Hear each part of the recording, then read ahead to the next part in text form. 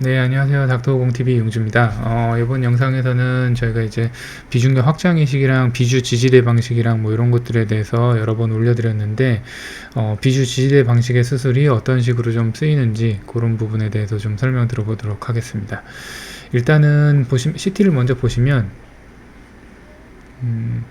이분 같은 경우에는 이제 60대 여환이신데, 전방에서부터 앞쪽으로 이렇게 비중격이 좀 휘어 있죠.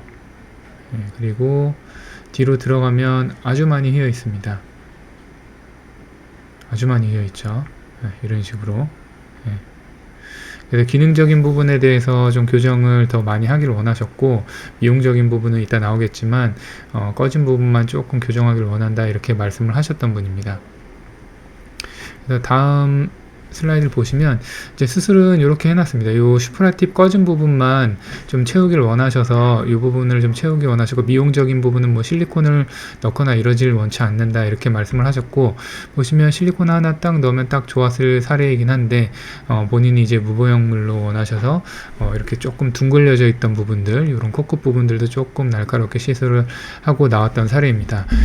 이 환자분 같은 경우는 아까 앞에서 CT에서 보셨다시피 연세가 많으셔서 비중격 연골량도 좀 적었고, 보통 골아되는 경우가 있어서, 그리고 비중격도 너무 많이 휘어 있어서 비중격 연골을 뭐 채취하기도 힘들었고, 더군다나 비중격, 전방 비중격 쪽은 아주 얇아서 마치 종이장처럼 좀 얇아져 있던 상황이었거든요.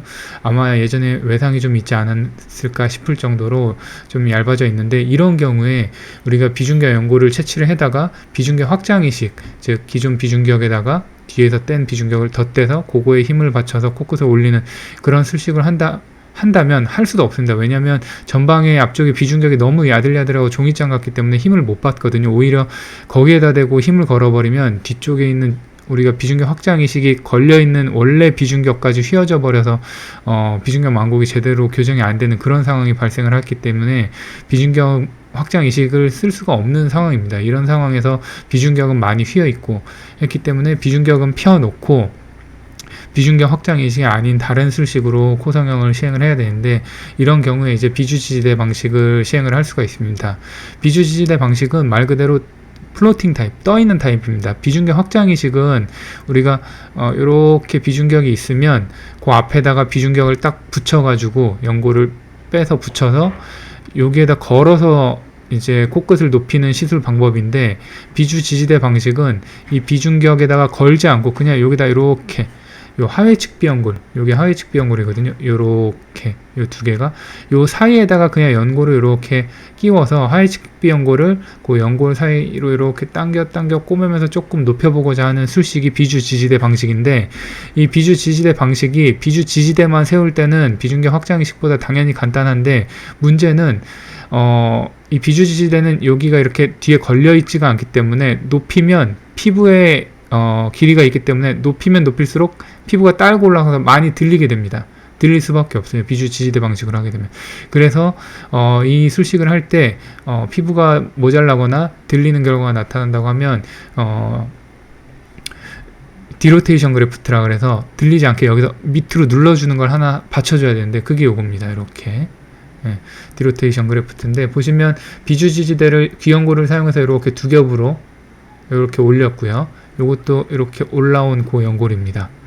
귀연골로 올리고 그 다음에 디로테이션 그래프트로 눌러준 겁니다. 그래서 들리지 않게 이렇게 시술을 해서 코끝은 코끝대로 높이고 싶은 만큼 어느 정도 높이고, 그 다음에 디로테이션 그래프트로 누르고, 만약에 이 환자 같은 경우는 좀 아쉬운 게 실리콘을 써도 된다고 하면은 여기다가 귀연골을 조금 더 몇 개 이식하고 더 높이고 콧대까지 이렇게 조금 시술을 할 수 있었는데, 보형물을 원치 않으셔서 이렇게 비주지지대랑 디로테이션 그래프트입니다. 그거랑 그 다음에 파쇄 연골을 넣어서 이렇게 라인만 만들어낸 경우고, 이 디로테이션 그래프트와 비주지지대 수술 방식을 시행을 할 때 중요한 거는 이제 귀연골을 잘 채취를 해야 되는데, 양이 당연히 비중격 연골을 쓰지 않는 대신 귀연골을 쓰는 대신 연골의 요구량이 높아집니다. 귀연골이. 그래서 두 군데서 채취를 해야 되고, 실제 환자 사진인데 이렇게 캐뷴 콩카에서 채취하고, 그 다음에 심박 콩카 여기에서 이렇게 채취하고, 여기서 길게 채취하고, 여기서 이제 다른 거 채취하고, 이렇게 해서 시술을 한 사례입니다. 이 비주지대 방식은 아주 좋은 점이 있습니다. 왜냐하면 귀연골로 다 시술을 해놨기 때문에, 또 귀연골은 요 부분이 접었다 폈다 해줘도 되거든요. 그러니까 돼지코를 해도 되고, 비중격 연골로 시술한 것보다 훨씬 나중에 수술 결과가 더 부드럽게 움직이고, 그 다음에 또 하나 큰 장점은 우리가 비중격 연골이 이렇게 있고 하위측 비연골이 여기 있거든요. 그럼 요 사이는 연골이 없는 멤브라너스 septum이라 그래서 점막으로만 된 비중격이 있는데, 그 부분이 생리적으로 아주 명확한 기능이 있지는 않지만 생리적으로 분명히 존재하는 부분입니다. 우리가 근데 비중격 확장 이식을 해버리게 되면 여기를 연골로 채워버리는 거기 때문에 그런 부분들이 없어지는데, 비주지지대 방식으로 하면 그런 생리적인 부분들에 대해서 기능을 유지할 수 있기 때문에 코의 유동성도 조금 나중에 더 유지된다, 이렇게 알고 계시면 되고, 두 수술 방법의 장단점은 있습니다. 이제 비중격 확장 이식은 우리가 원하는 각, 원하는 높이를 조금 더 쉽고 용이하게 만들 수 있다는 장점이 있지만, 좀 더 단단하고, 아까 멤브라노 septum 같이 연골이 채워지면 안 되는 부분까지 연골이 채워진다는 단점이 있고, 반대로 이제 이 비주지지대 방식은 귀연골을 조금 많이 채취해야 되고, 그 다음에 수술적으로도 코끝을 비중격 확장 이식만큼 용이하게 올리기가 조금 더 번거롭고, 그런 단점은 있지만 귀연골로 채취해서 하위측 비연골과 훨씬 성상이 유사하기 때문에 좀 더 부드럽게 움직인다. 그 다음에 돼지코도 된다. 그리고 생리적인 멤브라노 septum을 유지할 수 있다. 이런 장점이 있습니다.